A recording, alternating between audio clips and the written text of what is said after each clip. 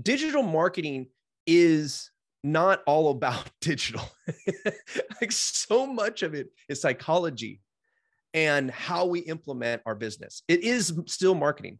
Mm-hmm. And one of the things that I've noticed is that a lot of marketers who came on the scene right around 2010 to 2012 got it really easy, because there's this thing called Facebook, and you just put the dollar amount in and you let it do its thing. And over time, it started doing the work for them. Mm-hmm. So now that my guys who, not guys, but my cohorts out there who came into this on the scene around 2015, 2016, now they're going, well, what the heck? What happened? My whole business is blown up. No, it hasn't. You just have to learn marketing now. So for us guys who've been doing marketing since before the internet, we're just like, and I think I lost one client to the pandemic. Yeah.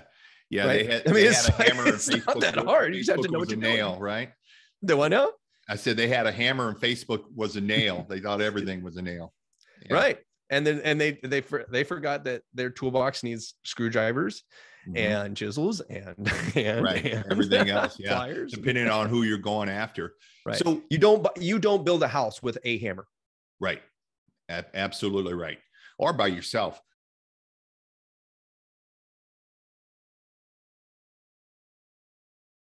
How do you appear at the top of the search, and not on the second page? Because nobody ever goes to the second page. 5% is the new one. It used to be 2. For some reason, 5% is now it.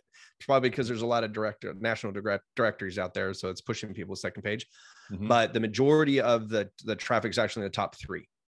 Top 3. And so you have to optimize your website for search engines, right? But that doesn't mean you're gaming a system for robots. You still have to have a website that converts humans to become clients. So I say, talk to humans, right? Mm-hmm. And deliver the information for robots. You have to do both. Okay. So you got to talk to humans and make robots happy. Okay. But we go back to a lot of people in search engine optimization and inbound marketing, they get too general and they're trying to get everybody. They're trying to get all of this traffic, right? A lot of people are like, why only 26% of traffic? It's like, because if you get the right 26% of traffic, you don't have to work as hard and you don't have to take as many bad calls. I tell people all the time, says you save more money not talking to the people who never buy to you than you make from having to sift through all of those to find the one that will. Got it. Right. So in search marketing, if we're smart, we'll only use keywords that trigger our niche. What about ads? Google ads are fine, but you're renting again, right? You stop ads, you stop visibility, right? Now, with that said, I say that, but you don't just do SEO and then don't do it. But if things went really bad and you had to stop SEO for a couple months, it wouldn't be the end of the world. But if you stop ads because you had a couple bad months, I don't know where you're going to rebound. Yeah. You don't have any traffic coming unless you're spending money, right? So now you got to lay somebody off. Well, you lay somebody off. Now your service is not as good. Service is not as good. Your retention is not as good, right? Marketing feeds a lot of how our business breathes. Yeah. Right.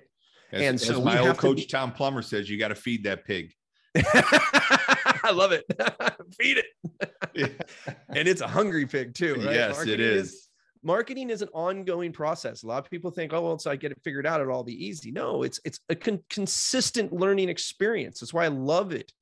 That's why 3 years ago, I decided this is what I want to do. I want to get in digital marketing because the change is so constant. For me, I'm always growing. Where in traditional marketing, you can get lazy in traditional marketing, but it costs a lot of money and not everybody has that money to invest. Right. Right. Yeah. So that's why I like digital marketing. Digital marketing allows us to talk specifically to people. It's why I deal with service-based businesses, because we're talking to people serving people.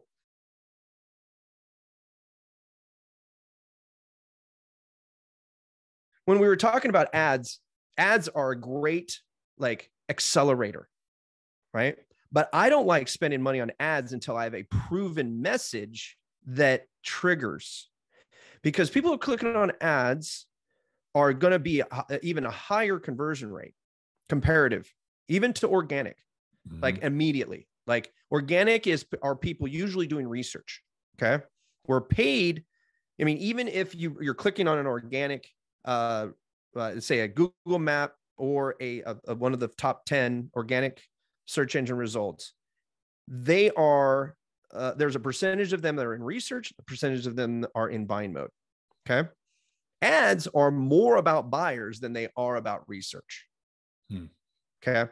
But don't spend money on messaging that you don't know whether it converts or not. Got it. So you can test it out through their organic. And if it resonates, then start throwing money behind it. Yeah. Find out what keywords people are clicking on to find your website. Those are the best, right? And you're like, well, I already rank for those. Yes. But what about the percentage of people who are clicking on the ads and never getting down to the top? There's a lot of space now between the top and the organic reach. You have Google ads. You have what we call position 0, where people are answering questions. Okay. And that's part of organic. That's SEO. Okay. Then you have your Google Maps or your Google My Business section. That's organic as well. And you can actually buy ads there now. And then you have your top 10. And then sometimes you have ads on the side and sometimes on the bottom. Why is it all the ads? That's how Google makes their money. Right. But you have to pay for that. And just buying ads by the suggestion of Google is like throwing money down the drain as well. It's just like going on a used car lot and saying, hey, what car should I buy? Right. Well, they're going to sell you the car that makes them the most money. How much do you think what's a fair price you think for this car? Right. There you go. Yeah. That's even worse. Right. Right. Well, how much is this? Well, what's your budget? Right. Exactly. How much you got?